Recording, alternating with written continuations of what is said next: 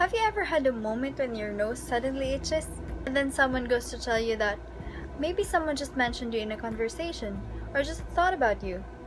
Is it true? Depends on who you ask. But if you ask science, it can give you an answer close to what you seek, though it may not be what you expect it to be. Let me pass it on to my friend to elaborate just what it is I'm talking about. This phenomena occurs in the tiniest things in the world of atoms. And if you don't know the physics governing the macro scale, our world is very different from the physics that governs small systems. There are two main types of mechanics. One is classical mechanics, and the other is called quantum mechanics. Classical mechanics apply to us and our world, while quantum mechanics apply to the smaller systems, such as atoms. You may or may not have heard about this word quantum. It is mentioned quite a number of times in the infamous Marvel movie Ant-Man, and a few times on the blockbuster movie Avengers Endgame. The word quantum is often used in a coupled another word, namely quantum realm. On both movies, quantum realm is visualized in the movies as this less than microscopic world, vast yet no more than minuscule. Now it is also stated in the movie that Ant-Man should never be subatomic, meaning a system smaller than an atom. But since we aren't him, we are more than welcome to do so. Atoms are made up of different smaller particles such as electrons, protons, and neutrons.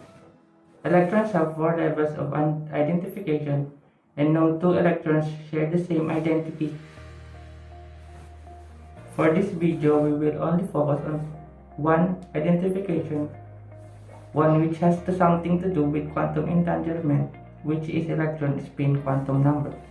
Electrons can have an angular momentum that is positive, which causes it to spin up, or a negative momentum that causes it to spin down. However, you can only determine the direction in which it actually spins via computation because electrons exist generally in a superposition. A pair of electrons can interact with each other in different sorts of ways, and when they do, their spins become entangled. This is what scientists call quantum entanglement, and when two electrons are considered entangled, a change on one electron will impact the other one. Say we have a pair of entangled electrons, and one is here in a science lab in the Philippines, while the other one is out for, let's say, planet Jupiter. Whatever will occur on the electron that is in the science lab in the Philippines will directly affect the one that is in planet Jupiter. The crazy thing about this is that the speed in which the other electron reacts is instantaneous, faster than the speed of light. One can also argue that this makes teleportation possible, but of information at least. This phenomenon was so bizarre that it was enough to baffle even some of the most prominent scientists.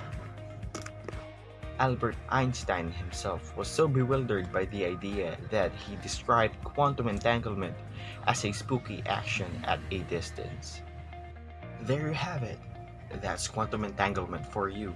I hope you learned something from this video.